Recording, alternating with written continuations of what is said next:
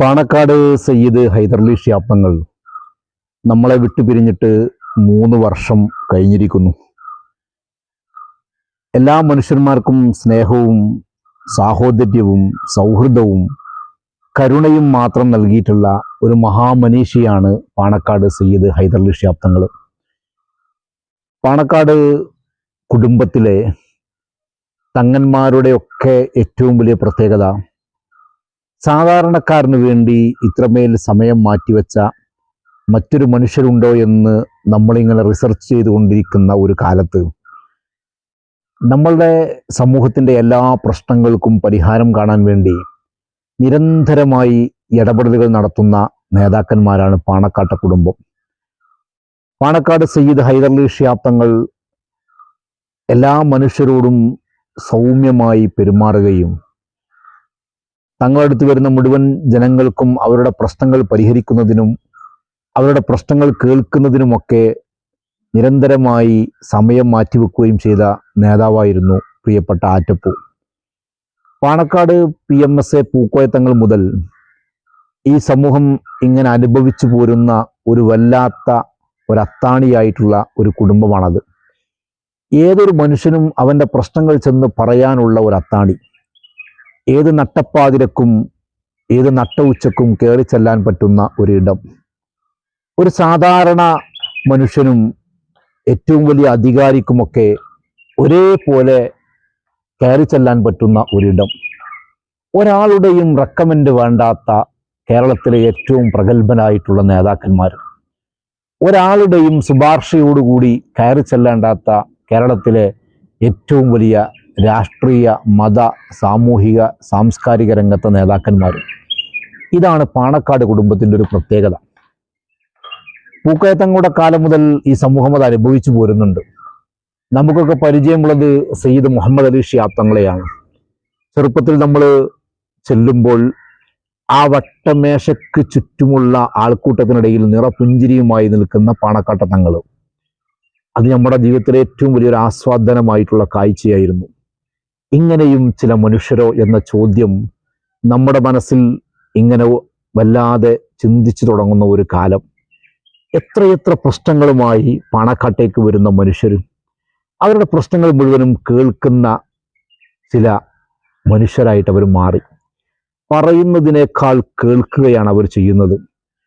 ചില ആളുകൾ വന്നിട്ട് സങ്കടത്തോടു കൂടി പറയുന്ന വാക്കുകൾ അവർ ചേർത്ത് പിടിച്ചിങ്ങനെ കേട്ടിരിക്കും. അവർ പറയുന്നത് മുഴുവനും സങ്കടങ്ങളും ദുഃഖങ്ങളും പ്രയാസങ്ങളും പരിഭവങ്ങളുമാണ്. അത് കേട്ടിരിക്കാൻ യാതൊരു മടിയുമില്ല. അതിൽ രോഗങ്ങളുണ്ട്. അവരവരുടെ ചെറിയ പ്രശ്നങ്ങൾ പോലും പറയാൻ പാണക്കാട്ടേക്ക് വാഹനം കയറുന്നവരുണ്ട്. അവർ വന്നിട്ട് പറഞ്ഞു പോവാൻ ഒരു സമാധാനമാണ്, ഒരു സന്തോഷമാണ്. ഞാൻ തങ്ങളോട് പറഞ്ഞു എന്നുള്ളത് ജീവിതത്തിലെ ഒരു വല്ലാത്ത ഭാരം ഇറക്കി വെക്കലാണ്. അതിനുവേണ്ടിയാണ് ആ മനുഷ്യരൊക്കെ വരുന്നത്.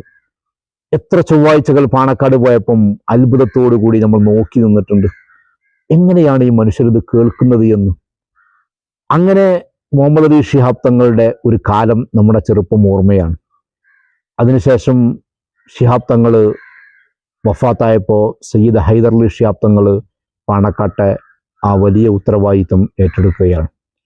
ഹൈദർലി തങ്ങളുടെ ജീവിതവും ഹൈദർലി തങ്ങളുടെ കർമ്മങ്ങളുമൊക്കെ എത്രമേൽ നിസ്വാർത്ഥമായിരുന്നു എന്ന് നമുക്കിങ്ങനെ കാണാൻ വേണ്ടി പറ്റും. ഹൈദർലി തങ്ങളെ അവസാനമായിട്ട് കാണുന്നത് മഹല്ല് കമ്മിറ്റിയുടെ ഒരാവശ്യത്തിന് വേണ്ടി ഞങ്ങളെല്ലാവരും പോകുമ്പോഴാണ്. 2 വാഹനങ്ങളിലായി ഞങ്ങൾ നാട്ടിൽ നിന്ന് പുറപ്പെടുമ്പോൾ ഞങ്ങൾ ഇശാവും അതിൻ്റെ സമയങ്ങളൊക്കെ കഴിഞ്ഞ് പാണക്കാട്ട് ഒരു തിരക്കൊഴിഞ്ഞ സമയത്തേക്ക് കണക്കാക്കി ഞങ്ങൾ പോവുകയാണ്. ഞങ്ങൾ പോകുന്ന സമയത്ത് വണ്ടിയിൽ എല്ലാ ഭാരവാഹികളും മഹലിൻ്റെ പ്രസിഡന്റും സെക്രട്ടറിയും ഒക്കെ ഉണ്ട്. ഞങ്ങൾ പാണക്കാട്ടേക്ക് ചെന്നു. രാത്രി കുറച്ച് നേരമായിട്ടുണ്ട്. ചെന്നപ്പോൾ ആറ്റപ്പൂവിൻ്റെ വീട്ടിലേക്കാണ് ഞങ്ങൾ പോകുന്നത്, മഹലുമായി ബന്ധപ്പെട്ട ഒരു കാര്യം പറയുന്നതിന് വേണ്ടി. അവിടെ ചെന്നപ്പോൾ ഹൈദർലി തങ്ങളുടെ വീടിൻ്റെ പുറത്ത് ആരെയും കാണാനില്ല. ഏതോ ഒരു വാഹനത്തിൽ കുറച്ച് ആളുകൾ അവിടെ വന്നിരിക്കുന്നുണ്ട്. ഹൈദർലി തങ്ങളെ പുറത്ത് കാണുന്നില്ല. അപ്പം ഞങ്ങൾ ചെന്നൊന്ന് ബെല്ലടിച്ചു നോക്കി. ബെല്ലടിച്ചപ്പം ഒരു വട്ടം ബെല്ലടിച്ചു. പിന്നീട് ബെല്ലടിക്കണ്ട, ഇനി നേരം രാത്രിയല്ലേ, എന്തെങ്കിലുമൊക്കെ പിന്നെ ബുദ്ധിമുട്ടുണ്ടാവുമോ എന്ന് കരുതി ഞങ്ങൾ തിരിച്ചു പോരാം, പിന്നൊരു ദിവസം നമുക്ക് പോവാലോ എന്ന് കരുതി തിരിച്ചു പോരുമ്പോൾ മുനവർലി ഷിഹാബ് തങ്ങളുടെ വീടിൻ്റെ മുമ്പിലെത്തി. അവിടെ എത്തിയപ്പം അവിടെ അങ്ങോട്ട് പോകുമ്പോഴും ഇഷ്ടം പോലെ ആളുകളുണ്ട്, തിരിച്ച് ഇങ്ങോട്ട് വരുമ്പോഴും മുനവർലി തങ്ങൾ അവിടെ ഉണ്ട്. അവിടെ നിറയെ ആളുകളും ഇങ്ങനെ ഇരിക്കുന്നുണ്ട്. ഞങ്ങൾ മുനവർലി തങ്ങളടുത്ത് ജസ്റ്റ് കയറി. മുനവർലി തങ്ങൾ എന്ത് വന്നെന്ന് ചോദിച്ചപ്പോൾ ഞങ്ങളിങ്ങനെ ആറ്റപ്പൂൻ്റെ അടുത്ത് വന്നതായിരുന്നു. ആറ്റപ്പൂ ഇങ്ങനെ അവിടെ കാണുന്നില്ല, അകത്താണെന്ന് തോന്നുന്നു എന്ന് പറഞ്ഞു. അപ്പോൾ നിങ്ങൾ ബെല്ലടിച്ചില്ലേ ചോദിച്ചു. ഞങ്ങൾ ബെല്ല് ഒരു തവണ അടിച്ചിട്ടുണ്ട്, ഇനി രണ്ടാമത് അടിക്കാനുള്ളൊരു മാനസിക വിഷമം ഞങ്ങൾ മുനവർലി തങ്ങളോട് പറഞ്ഞു. മുനവർലി തങ്ങൾ പറഞ്ഞു, എളാപ്പുണ്ടല്ലോ, ഞാൻ കുറച്ച് നേരത്തെ വിളിച്ചിരുന്നു ഒരു കാര്യത്തിന്, ഒന്നുകൂടി ഞാൻ വിളിക്കാം. നേരെ ഫോൺ എടുത്തു ആറ്റപ്പൂവിൻ്റെ ഫോണിലേക്ക് വിളിച്ചു. ആറ്റപ്പൂ ഫോൺ എടുത്തപ്പോൾ ആറ്റപ്പൂവിനോട് മുനവർലി തങ്ങൾ പറഞ്ഞു, ഇങ്ങനെ ഇവിടുന്ന് കുറച്ച് ആളുകൾ വന്നിരുന്നു, നിങ്ങളവിടെ പുറത്തില്ല എന്ന് പറഞ്ഞു, നിങ്ങൾ എങ്ങോട്ടെങ്കിലും പോയോ എന്ന് ചോദിച്ചു. ആറ്റപ്പൂ പറഞ്ഞു, ഞാൻ എങ്ങോട്ട് പോയില്ല, ഞാൻ നിസ്കരിക്കാൻ വേണ്ടി അകത്ത് പോയതായിരുന്നു. പിന്നെ അവരിവിടെ വന്നോ ചോദിച്ചു. ആ വന്നിരുന്നു, അവരിപ്പോൾ ഇവിടെ ഉണ്ട് എന്ന് പറഞ്ഞു. എന്നാൽ അവരോട് ഇങ്ങോട്ട് തന്നെ വരാൻ വേണ്ടി പറയും, ഞാനിവിടെ ഉണ്ട് എന്ന് പറഞ്ഞു.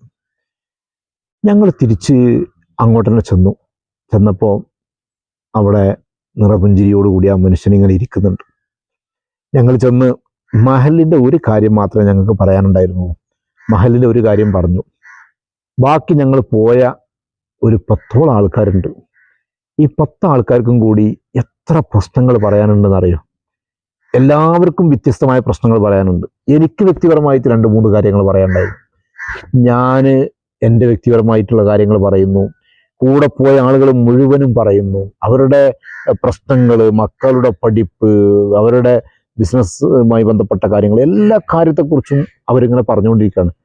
എല്ലാവർക്കും ആ മനുഷ്യനങ്ങനെ ചെവി കൊടുത്തു, എല്ലാവരുടെയും നിന്ന് കേട്ടു. അവർക്ക് വേണ്ട പരിഹാരങ്ങളും കാര്യങ്ങളും ഒക്കെ ഇങ്ങനെ ആറ്റപ്പിങ്ങനെ ചെയ്തു കൊടുത്തു. അത് കഴിഞ്ഞ് തിരിച്ചു പോരുമ്പം സമയം വീണ്ടും ഇങ്ങനെ വൈകിട്ടുണ്ട്. അടുത്ത ഒരു വണ്ടിയുടെ ഹെഡ്ലൈറ്റിൻ്റെ വെളിച്ചം അങ്ങോട്ട് കുത്തി വരുന്നുണ്ട് മുറ്റത്തേക്ക്. ഞങ്ങൾ ഇറങ്ങി, സലാം പറഞ്ഞിറങ്ങി, പുഞ്ചിരിയോടുകൂടി ഞങ്ങളെ യാത്ര അയക്കുമ്പോൾ മറ്റൊരു വാഹനത്തിൽ ഏതോ ഒരു നാട്ടിൽ നിന്നൊരു ടീം അവിടെ വരുന്നുണ്ട്. ഞങ്ങൾ തിരിച്ചു പോരുമ്പോൾ ഞങ്ങളുടെ കയ്യിൽ ഫ്ലാസ്കിൽ വരെ ചായ കരുതിയിരുന്നു, കാരണവന്മാരൊക്കെ ഉള്ളതുകൊണ്ട്.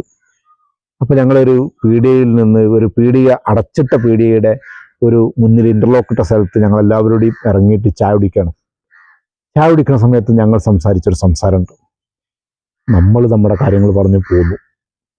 നമുക്ക് ചെന്നിട്ട് ആ ഒരു സമയത്ത് കാണാത്തപ്പോൾ തന്നെ നമുക്ക് തങ്ങളെ കണ്ടില്ലല്ലോ എന്നൊരു വിഷമമുണ്ടായി.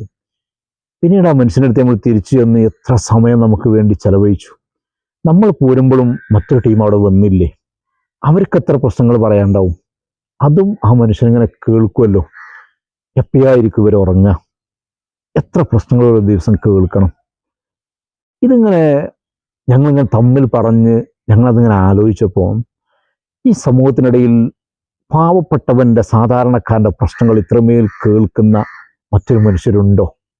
അതിന് സമയമില്ലല്ലോ, അതിന് ഇന്ന നേരമൊന്നില്ലല്ലോ.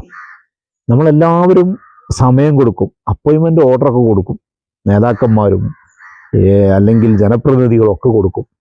പക്ഷെ പാണക്കാട്ടേക്ക് റെക്കമെൻഡ് ഇല്ലല്ലോ, പാണക്കാട്ടേക്ക് എഴുത്തില്ലല്ലോ, പാണക്കാട്ടേക്ക് ഇന്ന സമയത്ത് വരണം, എങ്ങനെ വരേണ്ടത് എന്ന ചോദ്യമൊന്നുമില്ലല്ലോ. ആളുകൾ അങ്ങോട്ട് പോവാണ്. അവനവന് ഇഷ്ടം ഉണ്ടാകുമ്പോൾ അവനവൻ്റെ സമയം നോക്കി അവനവരുടെ കാര്യങ്ങൾ പറയാൻ വേണ്ടിയിട്ട് ആ മനുഷ്യരെ തേടി പോവാണ്. എല്ലാത്തിനും കേൾക്കുവാനും ഇരുന്ന് നമ്മളെ സങ്കടങ്ങൾ കേട്ടിട്ട് പരിഹാരം കണ്ടെത്തുവാനും കാണിക്കുന്ന വല്ലാത്തൊരു മനസ്സിൻ്റെ പേരാണ് പാണക്കാട്ട തങ്ങന്മാർ. ഹൈദരലി തങ്ങൾ വിട പറഞ്ഞിട്ട് 3 വർഷം കഴിയുകയാണ്. അള്ളാഹു അദ്ദേഹത്തിൻ്റെ കബറിടം സ്വർഗപ്പൂന്തോപ്പാക്കി മാറ്റുമാറാവട്ടെ എന്ന് നമുക്ക് ആത്മാർത്ഥമായി പ്രാർത്ഥിക്കാം. ഹൈദരലി തങ്ങൾ വിട പറഞ്ഞപ്പം സാദിഖ് അലി തങ്ങൾ ആ പാണക്കാട്ടെ വലിയ തങ്ങളായിരിക്കുകയാണ്. എല്ലാവരുടെയും പ്രശ്നങ്ങൾക്കും പ്രയാസങ്ങൾക്കും പരിഹാരം കാണാൻ പാണക്കാട് ഒരുപാട് തങ്ങന്മാരുണ്ട്. അള്ളാഹു നമുക്ക് അനുഗ്രഹമായി തന്നിട്ടുള്ളൊരു കുടുംബമാണത്, ഒരു ലീഡർഷിപ്പാണത്.